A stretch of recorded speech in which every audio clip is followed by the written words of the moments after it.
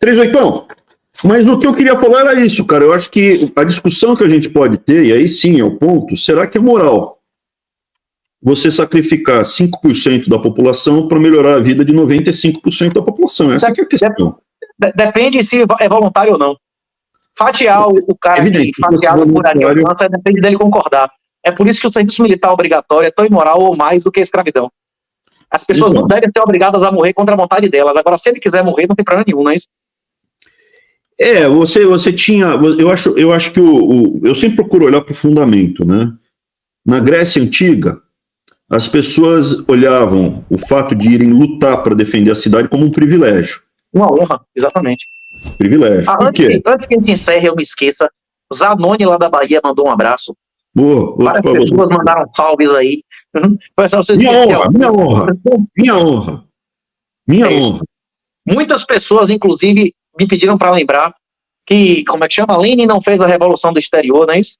Não. Trotsky não fez a Revolução. Trotsky não estava na Rússia na época da Revolução. Lenin não estava na Rússia na época da Revolução. Stalin estava na Rússia, mas bem longe de qualquer centro na época da Revolução. Se faz a Revolução do Exterior. E o que nós buscamos não é revolução, é a restauração. Nós buscamos uma contra-revolução. Nós gostaríamos de restaurar a lei nesse país, né, professor? O império da lei. Nós queremos o império da lei. Lei e ordem. O devido processo legal,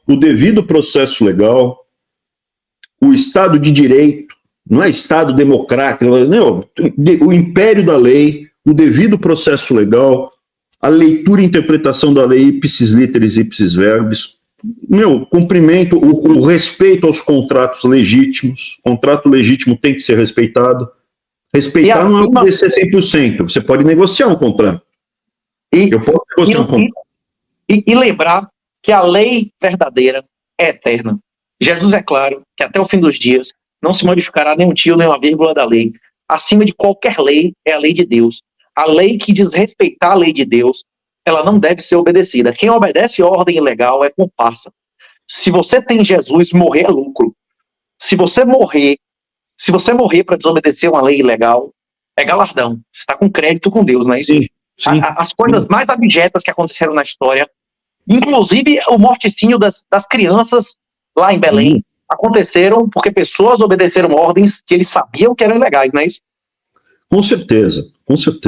Eu concordo novamente com tudo que você falou aqui. A gente discorda na interpretação ali que você é mais libertário e eu sou mais conservador.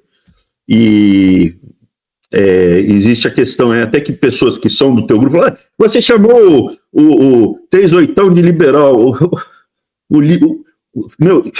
Historicamente... Inclusive, nos Estados Unidos, liberal é esquerdista, né? Eles servem o pai da mentira. Tudo que eles não são, eles dizem que eles são. Eles são o contrário de liberal, porque eles defendem o totalitarismo e não a liberdade. Eles são regressistas e se dizem progressistas. Tudo que eles são, eles se dizem o oposto, não é isso? Porque é para ficar claro quem é que eles servem, não é isso? É importante a gente esclarecer esse ponto. Historicamente, o que acontece? O nome é pensamento liberal filosófico econômico, mas é a escola liberal de pensamento. Aí nos Estados Unidos, aconteceu nos Estados Unidos, na Inglaterra nunca. Nos Estados Unidos, a esquerda, pessoal comunista, socialista, capturou o termo liberal, porque é liberdade, liberal. Que liberdade que o comunista prega? A liberdade de Câmara, a liberdade de Câmara era a liberdade de você pagar sobre lucros não realizados, a liberdade de você pagar imposto sobre patrimônio, mesmo tendo prejuízo no ano, né? Grande liberdade, né? Mas eu sou um clássico. Eu sou um cara atemporal, eu não sou velho. Os pais fundadores, eu vou repetir o que eu falei, a monarquia é superior à república. Agora, os pais fundadores foram superiores ao nosso império. Os pais fundadores foram caras que não precisavam de nada. Tinham dinheiro, inclusive o cara que assina, a maioria dos pais fundadores, colocaram patrimônio, a vida, a família em risco, sem necessidade. A maioria deles tinha patrimônio para viver 10 gerações, não é isso? E a maioria deles enterrou filho na guerra, né? E aí, voltando, então só queria fazer esse parênteses, veja, liberal é o termo correto. Nos Estados Unidos, como foi capturado o termo pela esquerda, criou-se o libertário. Mas não existe escola libertária de pensamento, é simplesmente porque você teve essa sacanagem aqui nos Estados Unidos, eles inventaram outro termo que é o libertário, mas é é a linha liberal de pensamento filosófico, político, econômico. As pessoas que seguem especificamente o Manifesto Libertário, o Rothbard, que foi aquele discurso que eu tive com o André, o Roupa, esse pessoal, eles mesmos, a maioria deles, não querem ser chamados de libertários, esses de ANCAPs, de anarcocapitalistas, de pessoas que respeitam, não é isso, o PNA, e acham que esse é o critério absoluto de moralidade. A questão é que naquela época não existia esse critério de moralidade. Inclusive, eu até em discussões peço que as pessoas tenham, para você ser cristão e para você ser libertário, para você admitir que o Estado tem que ser menor, você tem que admitir, você tem que renunciar à arrogância fatal, a querer se meter na vida dos outros. O último livro do Hayek chamava Arrogância Fatal.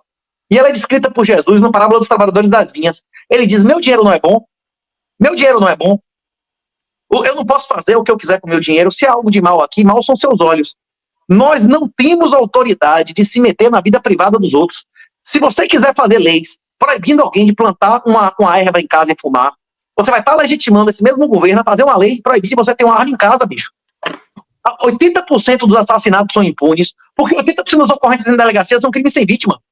A polícia tá cheia de ocorrênciazinha de droga e de arma que não tem vítima, bicho. A gente vai discordar, a gente começa a discordar nisso, mas é porque você é um liberal, no sentido... Eu só queria botar um foco na nossa discordância, é só essa. São os crimes sem vítima, não é isso? O que acontece? Na linha de pensamento, quanto mais individual, mais à direita. Na minha opinião, mais à direita. Então, o 38, para mim, eu sou um pouquinho mais coletivista, porque o conservador, ele não pensa só no indivíduo, ele tem o papel, essa importância da ação histórica de uma família. Perfeito. Então, para mim, a família... Você não pensa em termos individual, você pensa em termos de futuro, passado, não é isso? Gerações da minha ascendência e descendência. A diferença na ciência política de soberania nacional e soberania popular, não é isso? Perfeito. Eu só queria deixar isso claro. Então, veja, vocês aí que me foram defender o 38, porque eu chamei o 38 de liberal, cara, eu não tô bravo com vocês, não. Eu prefiro que vocês pequem por excesso do que por falta. É para defender um cara que nem esse tá aqui, meu. Porque a gente tem pouca gente com coragem de falar as coisas que o 38... Inclusive, eu fiz um post explicando que a moralidade que existia na época era da Bíblia. Existiam, como existem no Antigo Testamento, diversas passagens mencionando e respondendo a escravidão. A lei natural sempre vai ter, cara. Não se deite com a sua mãe, não se deite com o seu pai, não se deite com o seu filho, com a sua filha. Isso bicho que presta. Mas a escravidão no Antigo Testamento não era por nascimento. A escravidão no Antigo Testamento não era por captura. A escravidão no Antigo Testamento era por tempo determinado, por dívida ou crime. Por tempo determinado, por dívida e crime. Não era que teve no Império. Mas mesmo era assim... diferente. Inclusive, o Reda fez até um vídeo interessante no canal dele, quem tiver interesse, olhe lá, que ele argumenta juridicamente que o que se chama na Bíblia de escravidão, como o senhor falou, hoje seria chamado de servidão, não é isso? Porque você não tem como vender o cara, porque é tempo determinado, não é isso? 7 anos. Pois é. E no final de 7, ele pode querer ficar perpetuamente lá como servo. Ou seja, você não pode vender ele, e você tem uma relação pessoal com ele. Se ele não é seu escravo, ele é seu servo, não é isso? E aí fura a orelha e põe um brinco. Tá na Bíblia. Tá na Bíblia. Existe isso, apenas na Bíblia. É amplamente registrado em Joséfo, em vários caras da época, que isso era como é que chama? Era um costume secular entre os judeus, não é isso? Isso, não podia vender, tinha coisa assim. A maioria dos homens não tinham acesso à mulher. O cara não tinha perspectiva de ter 5, 6 anos de dinheiro para chegar numa mulher.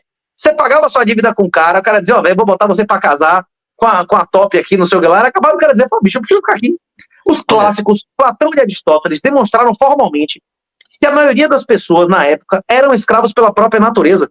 Infelizmente, essa campanha difamatória de gente repetindo mentiras prova isso. A lei pode dizer que o cara é livre. Se na cabeça dele ele foi escravo, ele continua se comportando como escravo. Esse é o ponto.